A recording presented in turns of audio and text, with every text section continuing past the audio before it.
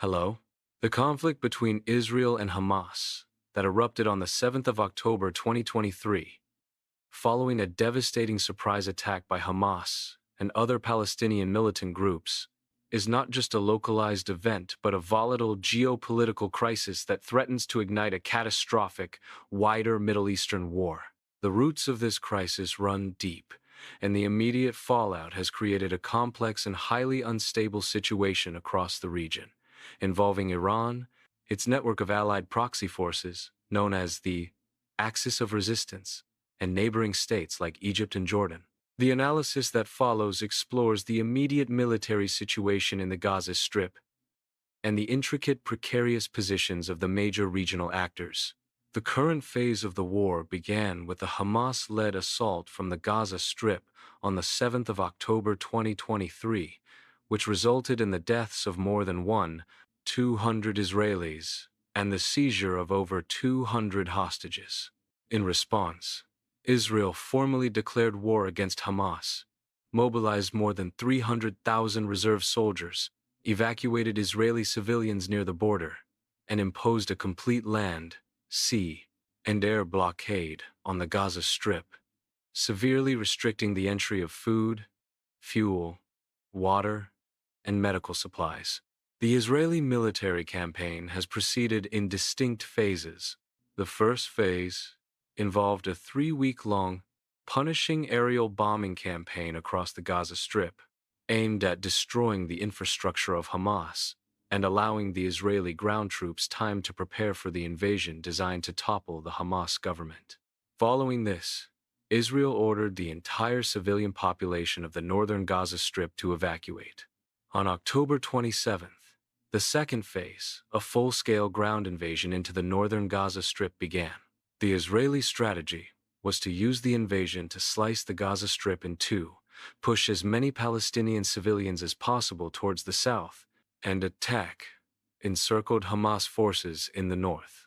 As of the current assessment, this second phase is concluding, with the Israeli military having largely secured control over most of the northern Gaza Strip, leaving Gaza City itself a shattered ghost town.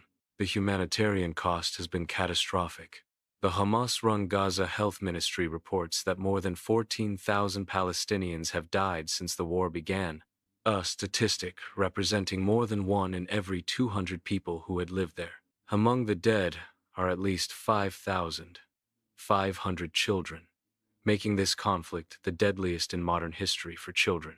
In the wake of the fighting, approximately 1.5 million Palestinians, about 70% of the Gaza Strip's population, have been internally displaced from their homes in the north. Nearly all of these displaced persons have been pushed together into the southern end of the Strip. This area was already one of the most densely populated places on the planet even before the war, and it is now arguably the single most densely packed place in the world, with its population trapped between the Israeli army, the sealed Egyptian border, and the Mediterranean Sea. With the north largely secured, Israel is contemplating the third phase, expanding the ground invasion towards the southern Gaza Strip. This next move is fraught with incredible dangers. Hamas is believed to operate a vast and complex network of tunnels, hundreds of kilometers long, beneath the entire Gaza Strip, a system sometimes referred to as the Gaza Metro. Yahya Sinwar, Hamas's chief political leader still residing in the Gaza Strip, is believed to be hiding somewhere in these tunnels beneath his hometown of Khan Yunis in the south, along with a significant number of the hostages seized on October 7th. The two primary stated war aims of the Israelis to fully destroy Hamas and rescue all of their hostages necessitate eventually invading the southern Gaza Strip and addressing the Devon tunnels. However, conducting urban warfare in this extremely crowded environment is almost certainly going to result in even higher Palestinian civilian casualties. As Israel prepares for this phase, the potential for the war to rapidly escalate away from the immediate vicinity of Gaza and towards a greater cataclysmic Middle Eastern war is growing. The first major piece on the regional chessboard is Egypt, which is immediately to the west of the Gaza Strip. So far, Egypt has kept its border with the Gaza Strip sealed, largely refusing to allow the vast majority of people across it.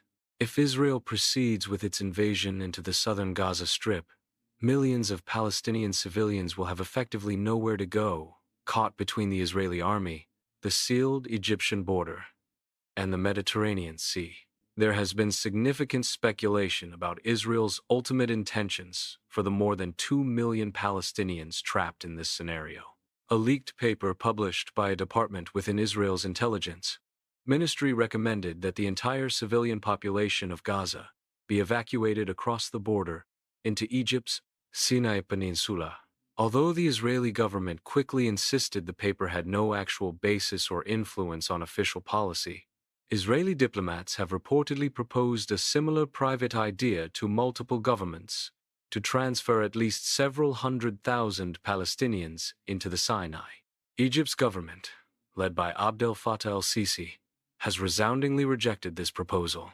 The Sinai Peninsula is largely an uninhabitable desert and is very sparsely populated, with only 600,000 Egyptian residents. Relocating the 2 million Palestinians from the Gaza Strip into the Sinai would result in more than a fourfold increase in the peninsula's population, and Egypt simply lacks the resources or infrastructure to accommodate that many people all at once.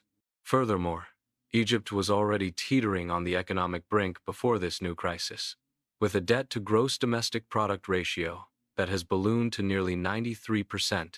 Accepting millions of refugees in an underdeveloped part of the country would strain the country's troubled finances even further.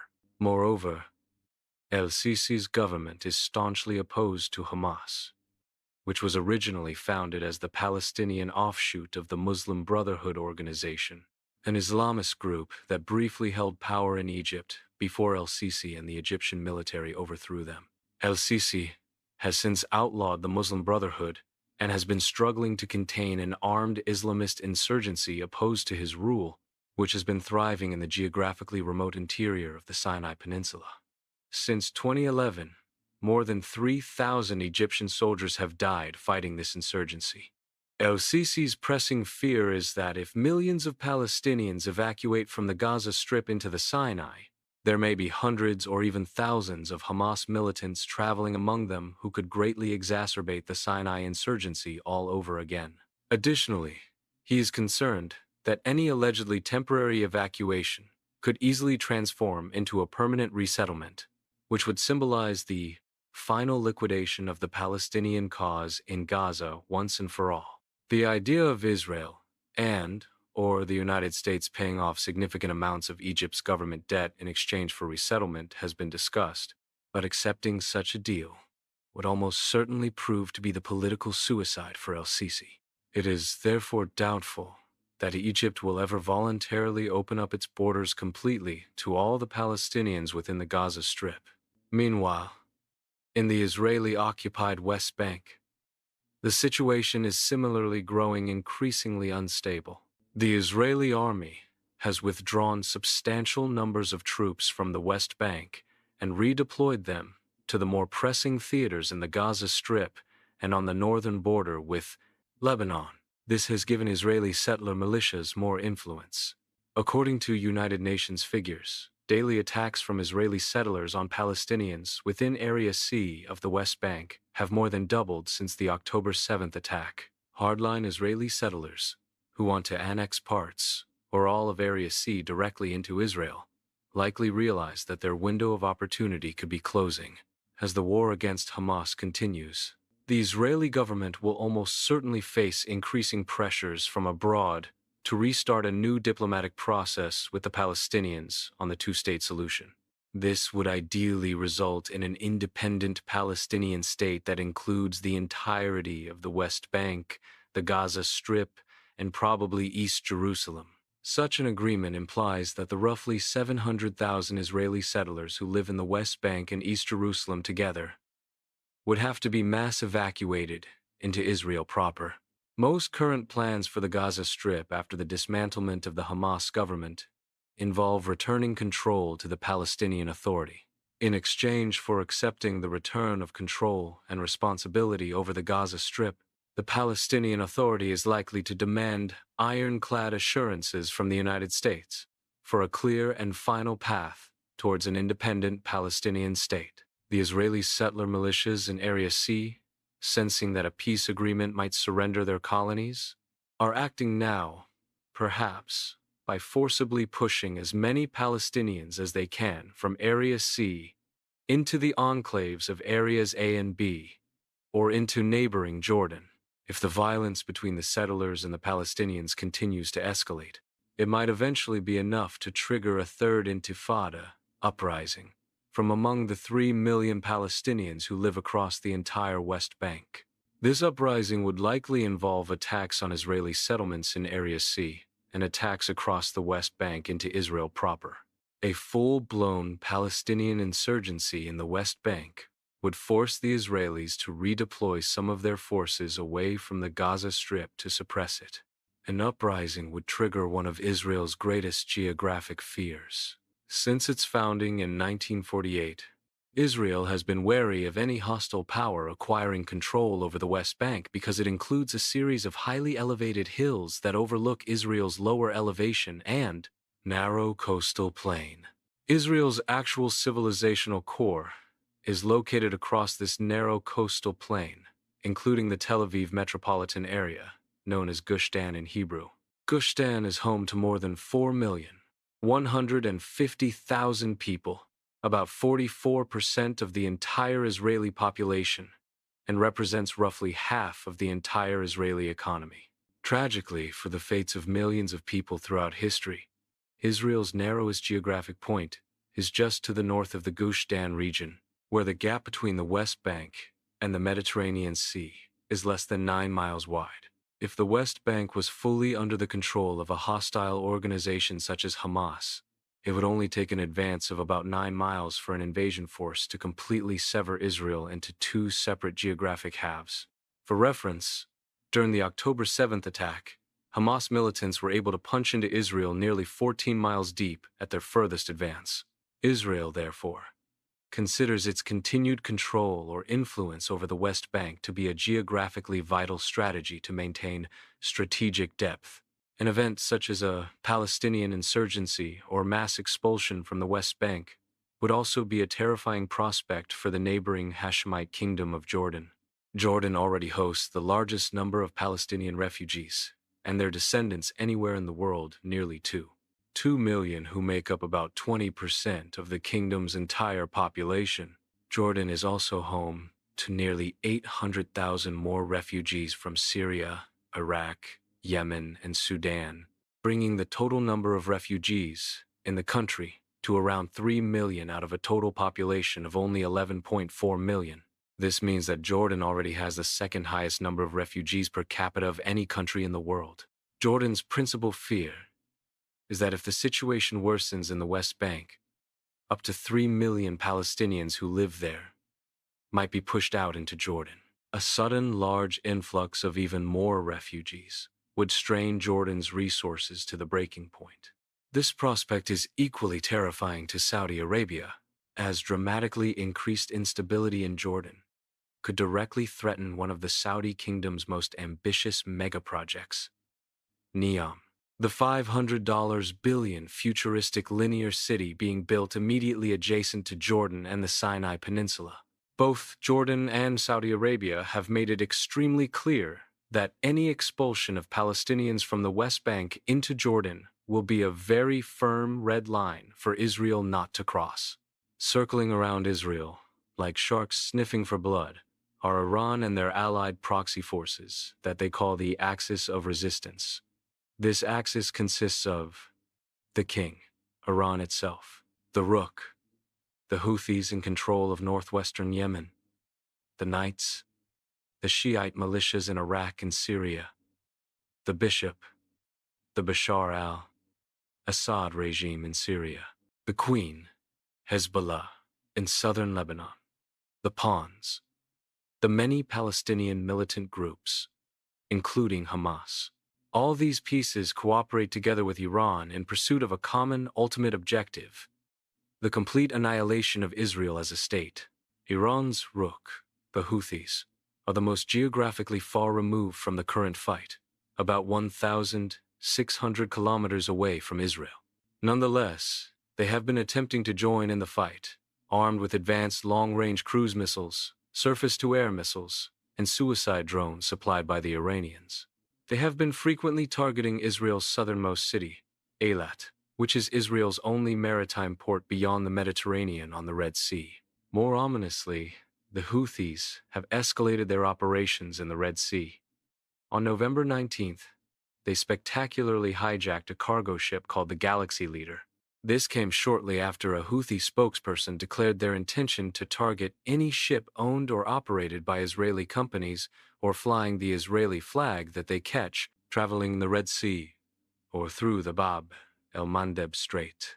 The Houthis aim to restrict Israel's maritime trade with Asia through the Suez Canal. This prospect of Houthi piracy in the Red Sea and the Gulf of Aden is a terrifying one for the United States.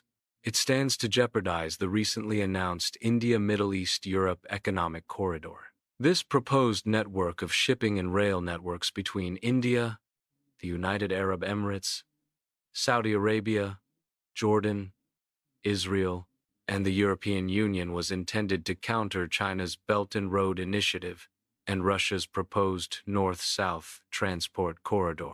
The future of this corridor is now uncertain due to the war, the strained relations between Israel and Saudi Arabia and Jordan, and the specter of Houthi piracy. In order to defend it, the United States Navy will likely come down hard on Houthi piracy in the region. In a clear signal, one of the American carrier strike groups has relocated from the eastern Mediterranean to move immediately adjacent to the Strait of Hormuz off of Iran's southern coast. Moving north, Iran's bishop is the Bashar al-Assad regime in Syria. Syria is officially still at war with Israel, which has occupied the strategic plateau of the Golan Heights since 1967. However, despite its continued claim to the Golan Heights, the Assad regime is in no possible place to do anything against Israel right now due to its own continuing brutal civil war.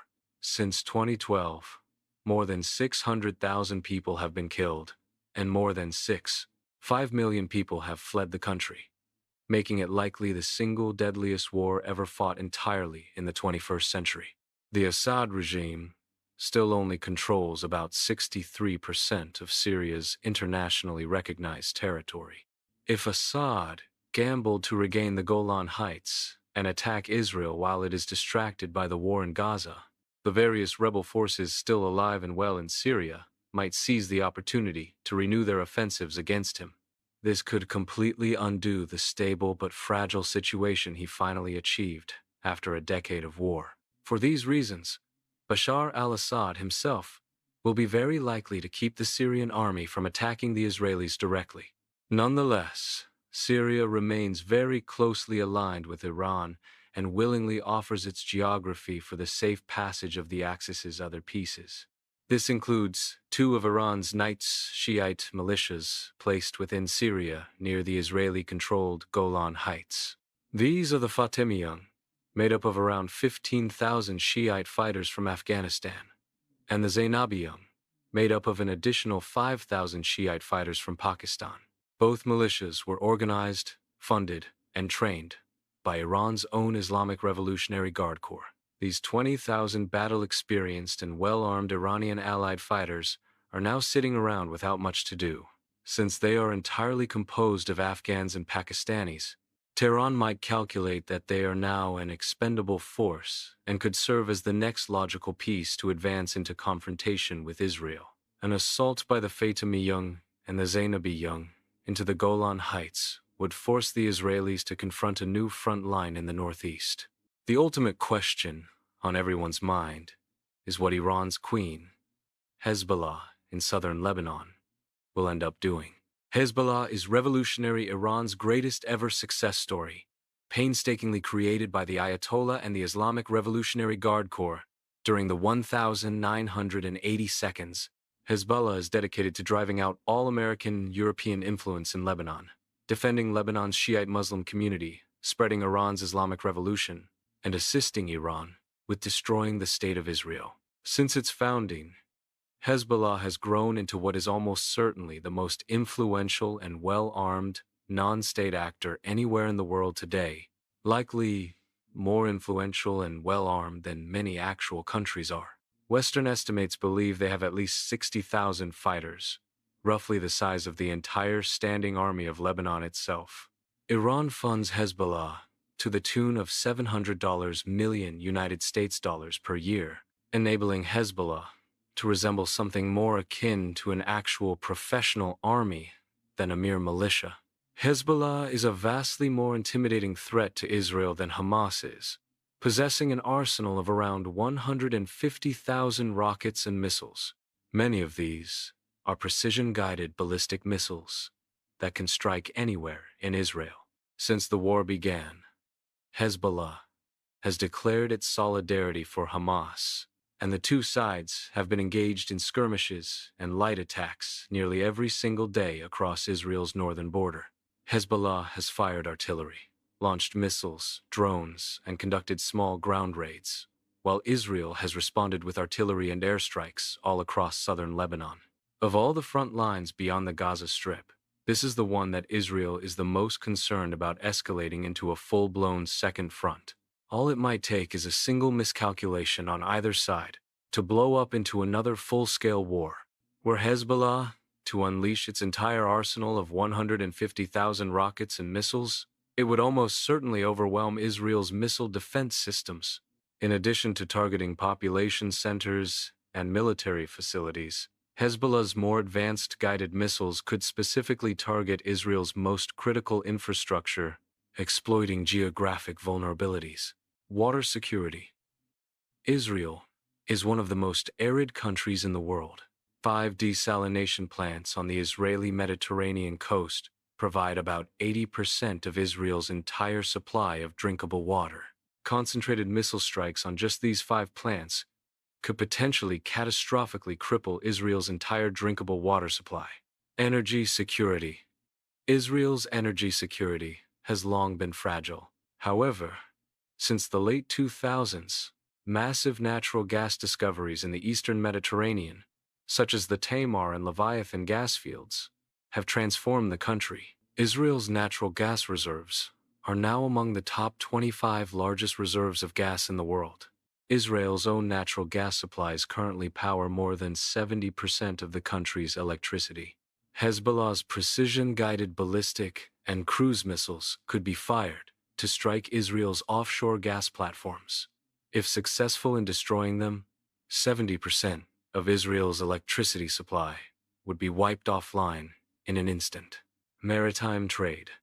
Additional Hezbollah missile strikes on Israel's major Mediterranean ports, Haifa, Ashdod, and Ashkelon, combined with continued Houthi missile attacks against Israel's southernmost port, Eilat, could serve to effectively blockade Israel. Israel still relies very heavily on imports for its food supply, and overwhelmingly for its oil supply.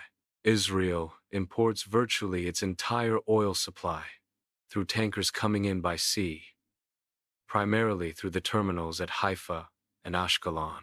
Due to the war, Israel's maritime insurance rates have already skyrocketed to the third most expensive in the world. If Hezbollah fully enters the war and begins bombarding Israel's ports, the insurance rates would skyrocket even further, potentially driving shipping companies to simply refuse to continue doing business at Israeli ports. This would complicate Israel's imported supplies of oil and food. Hezbollah's full-scale entry into the war would open up a major second military front, threatening Israel's drinking water supply, electricity supply, imported oil and food supplies, and natural gas exports. This is why the United States has placed an entire carrier strike group off of Lebanon's coast in the eastern Mediterranean as a direct deterrent to Hezbollah. From Iran's perspective, committing Hezbollah to a full war now is a significant gamble. Hezbollah's ability to unleash apocalyptic destruction on Israel serves as a massive deterrent to Israel, from launching airstrikes against Iran's own nuclear weapons development sites. This is how Iran is able to ensure at least some level of mutually assured destruction with Tel Aviv. If Iran ordered Hezbollah to fully commit to the attack on Israel now, Hezbollah's supply of rockets and missiles would likely be mostly used up, and the group could become severely weakened or destroyed, especially with the likely intervention of the American Navy. This would remove Iran's queen from the board, place Israel out of check, expose Iran's nuclear weapon sites directly to the Israeli Air Force, and destroy decades of effort spent positioning Hezbollah. Iran also faces a looming threat to its north from Azerbaijan, which maintains very close relations with Israel, fundamentally due to their mutual opposition to the influence of Iran. Iran has been fearful that Azerbaijan may one day lay claim to the territory of Iranian Azerbaijan in northwestern Iran, where around 17 million ethnic Azerbaijanis reside, more than the population of Azerbaijan itself. Furthermore, Azerbaijan buys most of its military weapons from Israel. Azerbaijan's recent significant military victories against Armenia, including the final victory over the self-declared Republic of Artsakh in the Nagorno-Karabakh region, have heightened tensions. Azerbaijan's next ambition appears to be to invade and occupy Armenia's southernmost province of Syunik, which would connect Azerbaijan proper with its currently disconnected, landlocked exclave of Nakhchivan. A successful conquest would enable continuous rail, oil, and gas pipeline routes from Azerbaijan's capital, Baku, directly to Istanbul in Europe, and would mean that Iran's entire northern frontier would be dominated by a Turkish-Azerbaijani alliance. This would be a complete geopolitical disaster for the Iranians, which is why Iran so heavily supports Armenia against Azerbaijan, even threatening war with Azerbaijan if it invades Syunik. If Iran ordered Hezbollah into the war with Israel, and the United States intervened by attacking Hezbollah, Azerbaijan could reasonably calculate that with Iran busy elsewhere, and Russia still occupied in Ukraine, it would be the perfect opportunity to launch their own invasion of Armenia's Syunik province, largely unopposed. This could create an unpredictable power vacuum in the southern Caucasus that Iran must be wary of exposing. Iran may already be content with the fact that Hamas's war with Israel has achieved many of Iran's own objectives. The normalization agreement between Israel and Saudi Arabia has likely been wrecked for the foreseeable future, and additional Muslim countries like Turkey, Jordan, and Bahrain have withdrawn their ambassadors to Israel because of the war. America's proposed India-Middle East-Europe economic corridor is now in jeopardy, and oil prices will continue remaining high.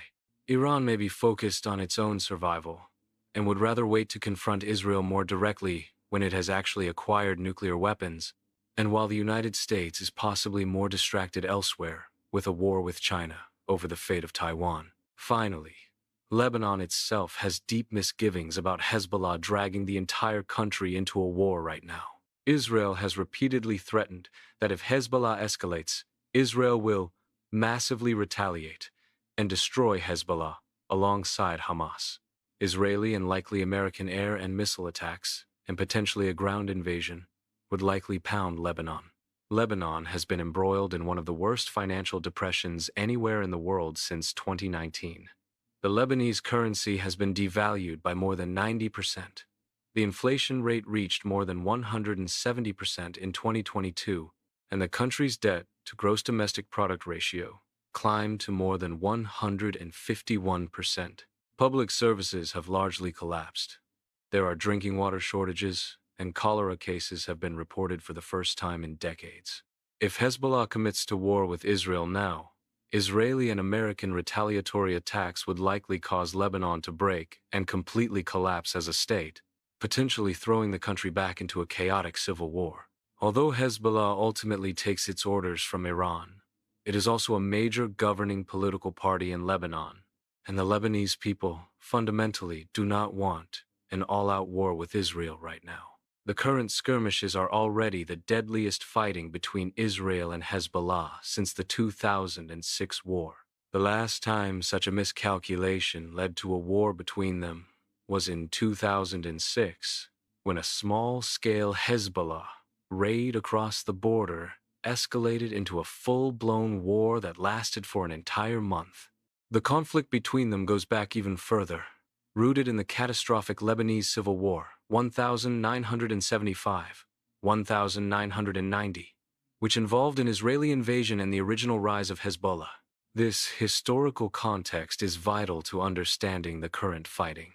The situation remains highly volatile, with the outcome dependent on the calculated risks and unintended consequences of the next moves made across this complex geopolitical chessboard. Thank you for watching. We'd love to hear your thoughts. Tell us in the comments what surprised you the most in this video, or what you found the most fascinating. If you enjoyed this video, be sure to leave a like and subscribe to the channel. Many more thrilling, shocking, and mind-blowing stories are coming soon.